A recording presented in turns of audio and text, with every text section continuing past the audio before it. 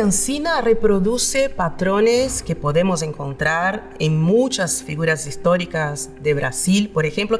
Primera marca la invisibilidad en el sentido de que en la escuela son siempre figuras laterales, ¿no? Siempre figuras como coadjuvantes mismo en una historia. Si pensamos en una película, son estos personajes que pasan corriendo al fondo cuando está el protagonista, ¿no? Siempre son estas figuras, y después cuando uno empieza a estudiar la trayectoria de estas personas, te das cuenta que son figuras esenciales para algunos momentos, muy importantes. Dentro de lo que es la historia de Ancina hay diferencia entre lo que se recuerda de él y el mito que se ha tejido en torno a su persona. Las versiones son múltiples y le pongo los dos extremos. Una primera versión de que no existió, que era hasta no sé mucho, varios historiadores tenían que nunca existió ese personaje. La idea de que fue un personaje secundario, ¿no? Un cebador de mate, un liberto cebador de mate que estuvo al lado de Artigas. Otra idea que se manejó también mucho, que pueden ser varias personas, que ese nombre correspondía a varias personas, de nombres diferentes, pero que se conjugaron por la memoria oral en Ancina, hasta el extremo absoluto, que lo pintan como un hombre de extrema confianza de Artigas, al grado que lo asesoraba en cuestiones de esclavitud y que lo ayudaba a realizar la estrategia, ¿no? No ha sido sencillo armar o rearmar la figura de Joaquín Lencinas, que ese fue su nombre, Ancina. No ha sido nada sencillo. Le ha llevado décadas y décadas al colectivo afro poder reivindicar a su figura más importante. Pero más allá de poder o no encontrar, porque tampoco vamos a encontrar todos los datos para poder construir biografías cerradas, es importante lo que representa Ancina. Si se dice solamente Ancina, se piensa, por la mayor parte de la población uruguaya, en el cebador de mate, en el que era el sirviente de Artigas, y se le ha desconocido lamentablemente esa parte militar que fue tan importante y que realmente fue la que contribuyó a que el artiguismo fuera más fuerte también. Joaquín Lencinas, tío Lencinas, estaba junto a Artigas y colaborando, como muchos otros también. Una persona no puede ser solo un cebador de mate. ¿Quién de nosotros pasó la vida cebando mate? La idea del cebador de mate es muy interesante. El que le ceba el mate no está en ningún lado documentado. En el archivo Artigas no hay ni un solo documento que diga que Ancina le cebaba el mate a Artigas. Ningún historiador lo ha dicho. Entonces la gran pregunta es ¿cómo se formó esa idea? ¿En qué momento se formó? Está el cuadro de Blanes Viale, que está acá en este museo, en que muestra Artigas y hay una persona negra inclinada que está cebando mate. ¿Es eso fue lo que generó la idea de que Ancina le cebaba el mate a Artigas, o viene de otra, o viene por otro lado? Alejandro Cortázar encontró que una de las primeras referencias a Ancina, figura, aparece en Isidoro de María, en algo que de alguna manera ficcionaliza Isidoro de María, de cuando Artigas llega al Paraguay y dice que está acompañado de Ancina, su fiel servidor. Entonces, en esa distancia, en esos extremos, es que hay que buscar la verdad. Esa es la tarea que hicimos los historiadores, buscar la verdad documentada sobre quién fue realmente Joaquín Lencinas o Ancina. Vamos primero a lo que no sabemos de Ancina, hasta el presente. No sabemos cuándo nació, dónde nació, no sabemos cuándo es que lo conoce Artigas, en qué momento lo conoce Artigas, cómo fue ese contacto primario con Artigas, si Artigas lo liberó de la esclavitud o no, o lo conoció en otras circunstancias. No sabemos si realmente sabía leer y escribir, no tenemos ninguna documentación confiable que nos permita saber si sabía leer y escribir. No sabemos si era un payador, como también se ha dicho, que era un payador errante, eso no lo sabemos. Pero ¿qué sí sabemos? El tema es que Ancina como Ancina solamente no aparece reflejado, por ejemplo, en el archivo Artigas, pero sí Joaquín Lencinas o tío Lencinas, como le llamaba Artigas. Entonces, a esos documentos es que nosotros nos circunscribimos para reivindicar el papel importante que cumplió Joaquín Lencinas Ancina dentro de la gesta artiguista. Hay una carta que Artigas le escribe a Rivera en que le dice: mandé al tío Lencinas a hacer tareas de espionaje a las naves portuguesas. Eso ya nos da importantes pistas. Lo trata de tío. Dice tío Lencinas. ¿Tío qué es tío en la época? Porque hay que ubicarse en el lenguaje de la época. Tío es lo que se usaba una forma cariñosa de referirse a los negros viejos o a las negras viejas. Se le decía tía, como no se le puede decir don o doña, se usaba la palabra tío. Significa una persona a la que se tiene mucho cariño y que es mayor que uno. O sea que hay dos pistas. Era mayor que Artigas, tiene unos años mayor que Artigas, y le tenía mucho aprecio. Hay otra mención que Artigas envía una carta en el que dice que tío Lencina vino del otro lado, venía del otro lado del río Uruguay, a avisar que Andresito venía con las tropas. Eso es en el año 1818, del 28 de octubre. Artigas estuvo muy vinculado no solo con la gente afro, con la gente indígena. Andrés Guacurarí, que estuvo desde el principio prácticamente en la causa artiguista, es apresado, pero Andresito él era lo querían a Artigas casi como un padre. Y desde 1815, con el reglamento de tierra, ese fue un punto que partió las aguas. Varios de los principales capitanes artiguistas desde entonces se hicieron a un lado. Y él quedó con los gauchos pobres, con los indios y con la gente negra. Habían más de 12 batallones de morenos y pardos, es decir, que llegando a 1.500 personas en total hacia 1816 y 1817. Estamos hablando de un porcentaje muy alto de un ejército que en ese momento estaba muy mal porque estaba sufriendo derrotas. El ejército artiguista en 1817 estaba en unas 3.800 o 4.000 personas a causa de la gente que desertó, de las muertes y bueno, también de los prisioneros. De esa cantidad de casi 4.000 personas, casi 1.500 eran de soldados afro. Desde tiempos coloniales, los que se llamaban pardos libres o morenos libres integraban lo que eran los regimientos coloniales españoles. Se utilizaban para defender la frontera del territorio español. Óscar Montaño identificó que en 1802 una de las personas que integraba ese regimiento era alguien llamado Joaquín Lencina. Y ahí es que aparece, por lo menos en los documentos históricos, este nombre. Donde encontramos ese documento justamente en el Archivo General de la Nación. Y eso le dio una preparación militar que después Artigas supo utilizar. Artigas tenía tanta confianza, como ya lo había comentado, en Lencinas, en tío Lencinas, que le ordenaba, le mandaba a hacer una especie de inteligencia militar. La segunda pista que está ahí, que es muy obvia, lo mandó a hacer tareas de espionaje. O sea, no se trata tan solo de tener confianza en la persona, se trata de que Artigas confiaba en él, en que tenía la inteligencia suficiente para recabar la información, ¿no? Hay otro documento, que es otra carta que también Artigas vuelve a insistir y que está esperando ansiosamente recibir la información que traiga Ancina sobre las naves portuguesas para así tomar las precauciones del caso. Es decir, Ancina era quien cruzaba el río Uruguay, por ejemplo, donde estaban los porteños, que en ese momento también estaban haciéndole la guerra a Artigas, y de acuerdo a lo que viera e informara tío Lencinas, Artigas iba a obrar en consecuencia. Hay otro documento que creo que es muy valioso, que son las memorias de Cáceres, un oficial argentino. En esas memorias él cuenta una anécdota en que va Artigas cabalgando y dice: viene Artigas cabalgando con su asistente Lencinas.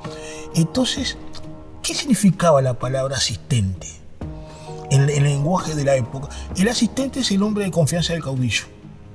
Ahí tenemos una pista, no dice el liberto, el sirviente, no, dice el asistente. Él lo que hace es describir la relación entre Joaquín Lencinas, como le decía tío Lencinas, como le decía Artigas, y Artigas como de respeto mutuo. Uno no ve ahí al servil, al sirviente, al esclavo, al esclavizado. No. Eso motivó que los historiadores empezaran a concentrarse y descubrieran que el verdadero nombre era Joaquín Lencina. Es de ahí que viene, ¿no? Es una cuestión lingüística. Se hablaba de Ancina, pero es Joaquín Lencinas, ¿no? En algunos lados está escrito con Z, pero es Joaquín Lencina, de ahí viene. Es una formación lingüística. Lencina, Ancina, es eso. Sí es cierto que con la vinculación de la figura de Ancina con Lencina, hay como una nueva etapa de los colectivos de quién es Ancina, ¿no? Ya no esa figura al costado, sino al lado de Artigas, como otros hombres y mujeres que participaron en las luchas de independencia y en el Bicentenario, ¿no? Lo que hoy estamos festejando en las luchas por la independencia vistas a más largo plazo. Montevideo colonial tenía 1/3 de población negra. ¿La gente sabe de ese dato? Creo que no. ¿Por qué no se sabe de ese dato? ¿Qué construcción de relato estamos haciendo? 1/3, 30% de la población de la Montevideo colonial era negra. Eso es muy importante. O sea, ¿por qué no se habla de esto? Para hablar de población afrodescendiente en lo que hoy es Uruguay, tenemos que hablar del tráfico de personas esclavizadas. Las investigaciones, por ejemplo, de Raquel Polero sobre la demografía estima que en el periodo colonial entre un 25 y un 30% de la población era lo que se llamaba negra o parda, afrodescendiente. Podía ser libre o podía ser esclavizada en su mayoría. Entonces estamos hablando de un porcentaje de población importante. O sea que no es de acá Ancina. ¿Es del Entre Ríos? Sí, porque aparecen muchos Lencinas y Ancinas en Entre Ríos. Es probable que haya nacido en Entre Ríos, probable. No tenemos la documentación.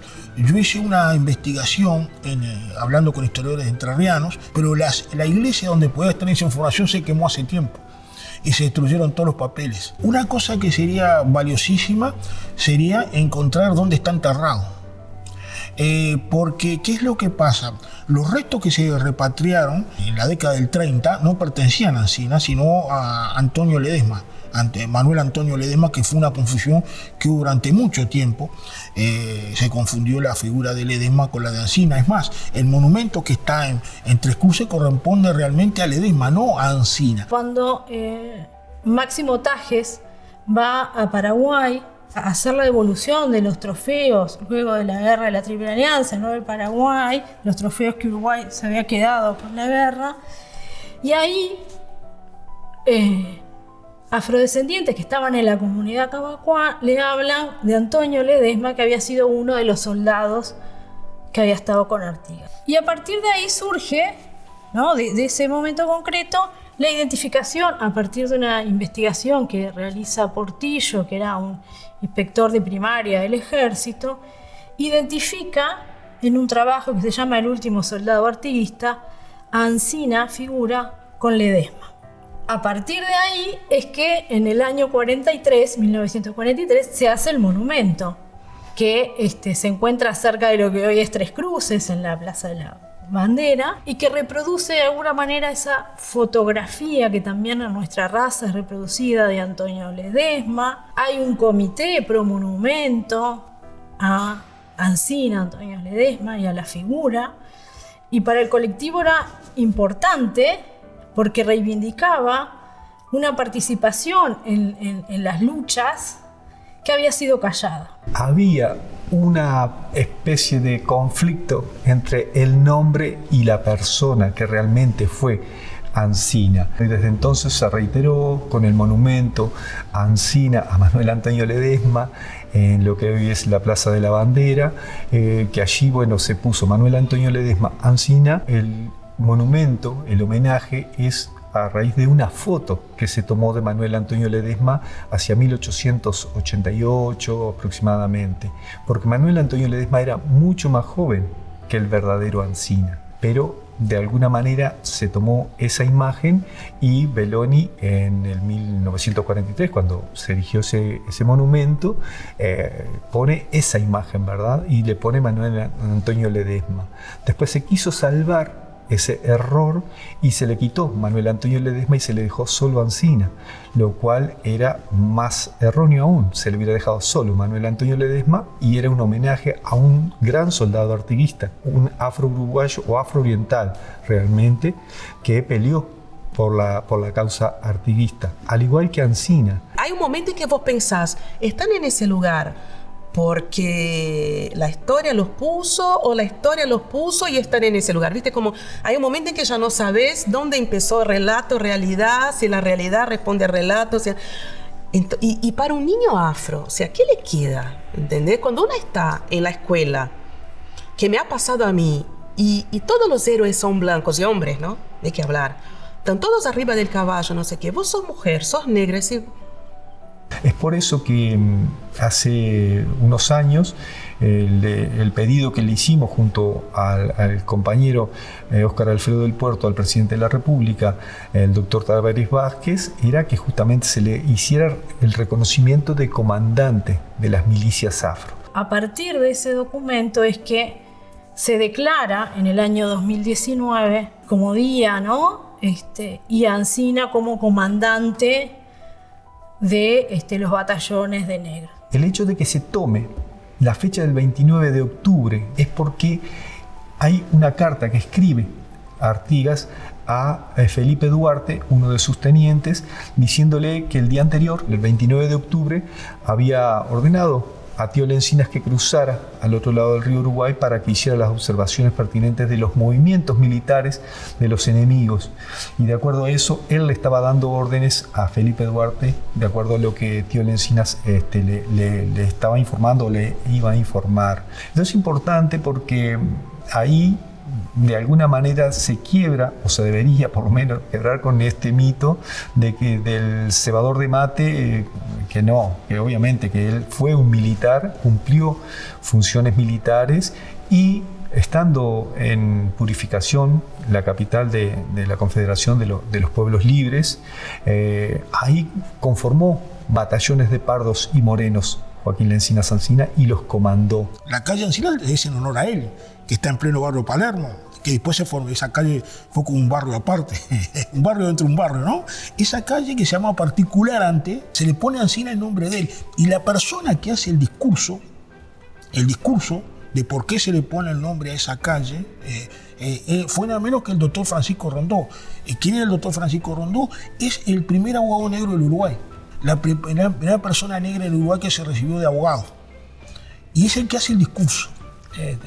Yo lo leí el discurso, es un discurso muy elogioso sobre la figura de Ancina, lo que demuestra de que desde muchísimo tiempo atrás el colectivo veía a Ancina como un héroe. Es ir caminando junto con el debate público, ir fomentándolo para que cuando la cosa pase sea natural y sea respetada, porque de nada vale que hoy digamos no, pero Ancina es una figura mayor y no sé qué, si después la gente no está convencida de que es así. Por eso también todos estos procesos tienen que estar acompañados de debate, de educación,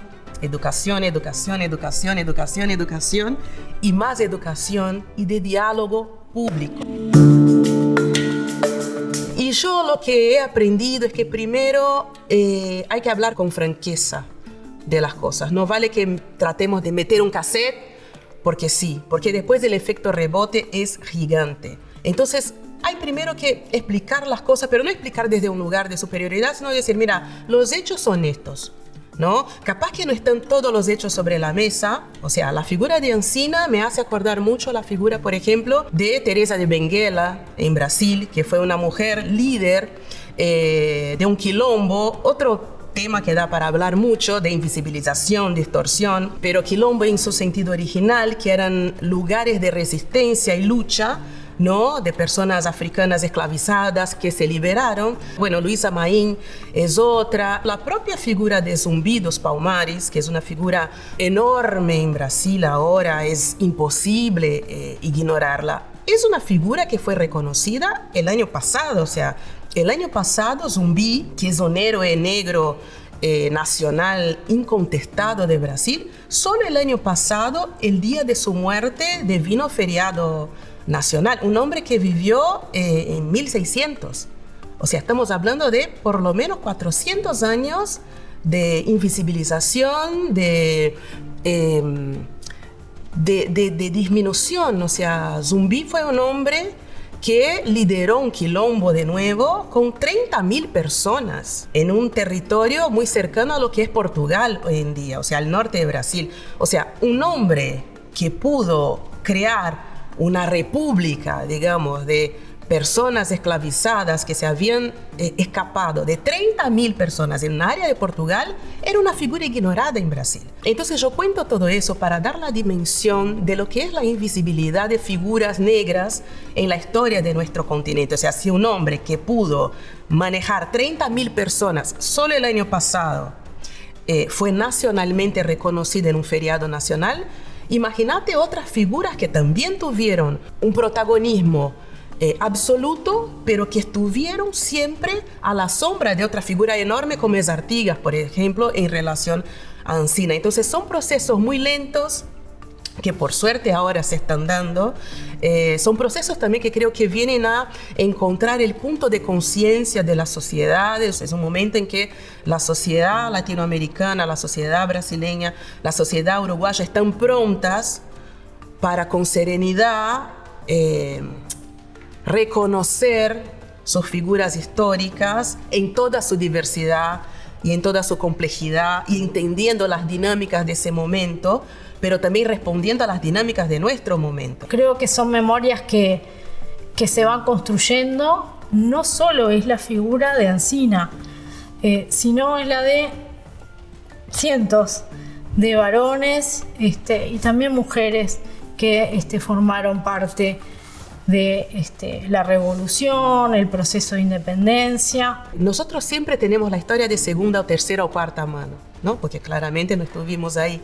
Entonces, si desde niño se construye una narrativa de que algunos estaban a caballo luchando por la independencia del país y otros estaban cebando mate, ya desde el arranque hay como una desigualdad y una injusticia que después es muy difícil de desconstruir. O sea, si los afros siempre estamos en los lugares de servicio, pero de servicio, no el servicio a la patria, no el servicio grande, no el servicio transformador, no el servicio definidor, no la toma de decisión.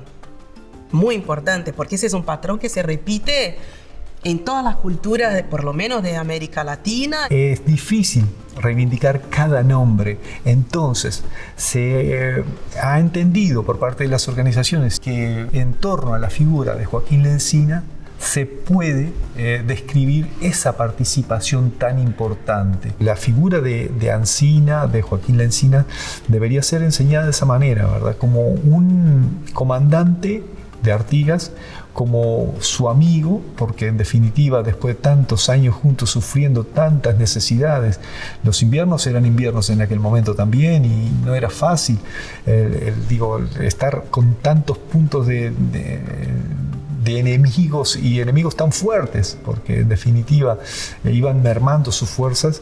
Mantenerse unidos en esos momentos no debió ser nada sencillo. Ancina también es un personaje que ahora por suerte se está viendo bajo su propia óptica y con su propia contribución a la identidad uruguaya. Y en eso yo vinculo mucho con Zumbi, obviamente, pero también con estos personajes más chicos que estuvieron siempre como coadyuvantes y que ahora van pasando también a una primera plana. Pero también que estas nuevas generaciones de niños uruguayos, blancos, negros, rosados, de lo que sea, pueden reconocerse también como pares y tener todos orgullo de sus figuras nacionales por igual. Poner ese relato de Ancina en el lugar en que le corresponde, que es un lugar de protagonista de su propia historia. A mí no me interesa mucho la figura de la Ancina héroe. No, héroe de su propia vida, héroe de su propia historia. ¿A quién fue tan leal Ancina?